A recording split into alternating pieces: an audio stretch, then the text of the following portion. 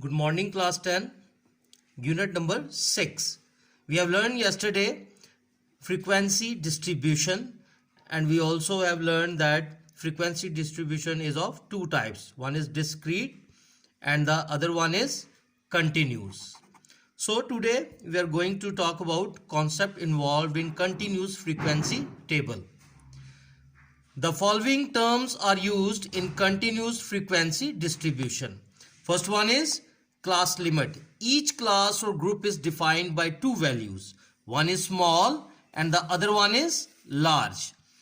The smaller one is known as lower class limit and the larger one is known as upper class limit. The next is class boundary. The real or actual lower and upper class limit is called class boundary. The class mark and midpoint. The average of class obtained by dividing the sum of upper and lower class limit by 2 is called midpoint, and it is denoted by x, small x. Cumulative frequency. The total frequency up to an upper class limit or boundary is known as cumulative frequency, and it is denoted by CF, small cf. And the last one is frequency, the number of items corresponding to the class interval. Class interval is frequency, and class interval is the numerical difference between upper and lower class limits, and it is denoted by h. So these are the terms used in continuous frequency. Now class, let's do an example to prove that the terms of continuous frequency के terms को prove करने के लिए हम एक example करेंगे. This example is construct frequency table of the weight of 30 students are the following data by using 5 as a class interval. इसमें हमने क्या रखना है, 5 का difference रखना है between each group, and that is h is equal to 5. Now let's start to make groups. Group बनाने के लिए हम क्या करेंगे, गिवन डाटा में से मिनिमम नंबर जो है, सबसे जो कम नंबर है, least number, and that is 21. And if we observe the maximum number that is 48. So let's start to making group, जिसमें हमने 5 का इंटरवल रखना है. So starting from least number 21, 5 का डिफरेंस रखेंगे 21, 22, 23, 24 and 25. Then 26 to 30, then 31 to 35, and 36 to 40, and 41 to 45, and 46 to 50. ये हमारे groups हैं जिनको हम क्लास लिमिट्स भी कहते हैं. And this one is, as we know that the smaller one is known as lower class limit. इसको हम क्या कहते हैं, लोअर क्लास लिमिट. और ये जो बड़ा नंबर है एक क्लास लिमिट में, इसको हम कहते हैं अपर class limit. So these are the class limits, or you can say groups. Our next topic is class boundaries. As we know that the real or actual lower and upper class limit is called class boundary, and it can be obtained by this. It can be obtained by, so please watch carefully. Subtracting upper class of first group from lower class of, and subtracting upper class from first group from lower class of second group. तो ये क्या आ जाएगा, class boundary क्या होगी हमारे पास, upper class के अपर first group के upper class को लोअर ग्रुप की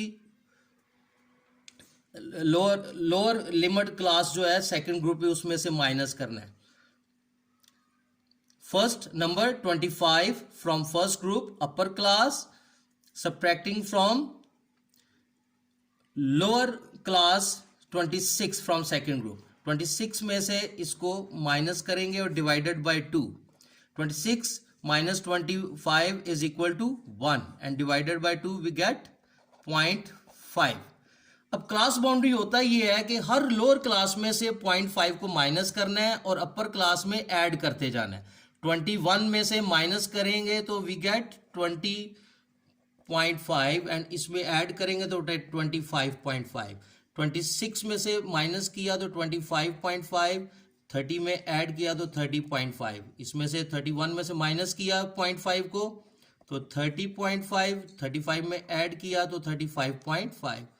इसी तरह 36 में से माइनस करेंगे तो 35.5 और 40 में ऐड करेंगे तो 40.5. इसी तरह 41 में से माइनस करेंगे तो 40.5 और 45 में ऐड करेंगे तो 45.5. 46 में से माइनस किया तो 45.5 और 50 में ऐड किया तो 50.5. So these are the class boundary. And let's come to midpoint. Midpoint क्या है? The average of class obtained by dividing the sum of upper and the lower class limit. का सम लेना है, अपर लोअर क्लास का सम करेंगे, इसको हम कहते हैं मिड पॉइंट. मिड पॉइंट में हमने क्या करना है? सम लेना है, अपर क्लास और लोअर क्लास को प्लस करके 2 पे डिवाइड कर देना है. We get 46 divided by 2 and 23. तो इधर क्या आ गया? 23. इसी तरह सेकेंड ग्रुप को किया तो we get 28. Third one is 33 and the fourth one is 38 and the fifth one is 43 and the last one is 48. अब बात आ जाती है फ्रीक्वेंसी की. Frequency is the number of items corresponding to the class interval. इन class interval को जो number corresponding करते हैं हमने ये देखना है 21 से 25 तक कितने नंबर है. 21 से 25 तक कितने नंबर है? 1 2 3 4 5 6 and 6. So it's main first group की फ्रीक्वेंसी कितनी है? 6. इसी तरह सेकंड में 26 से 30 तक जो नंबर है, 26 से 30 तक 1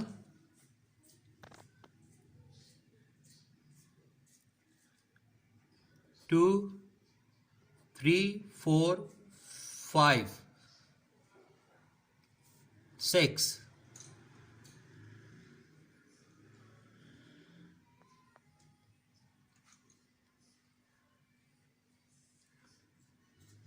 7. So these are 7. इसी तरह 31 से 35 तक 4, 36 से 40 तक 6 एंड 41 से 45 तक 3 हैं और इसी तरह 46 से 50 तक जो नंबर है दीज आर 4. एंड पे हमने इनका सम लेना है. इनका जब हमने सम लेंगे, सम ऑफ एफ, इनको ऐड करेंगे तो they should be equal to the number of students we have given. So ये क्या आ जाएंगे? इनको ऐड किया तो क्या हो गया? 13 and 4 17 and 6 17 and 6 23 and 3 26 and 4 30. Now cumulative frequency क्या होती है? The total frequency up to an upper class limit boundary is called cumulative frequency, that is CF. तो फर्स्ट वाले में कितनी है? 6.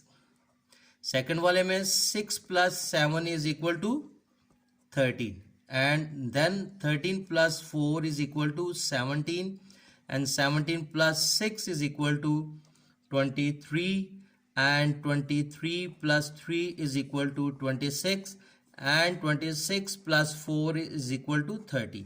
लास्ट नंबर जो है वो हमारे टोटल फ्रीक्वेंसी के बराबर होना चाहिए. So this is the continuous frequency table. Thank you.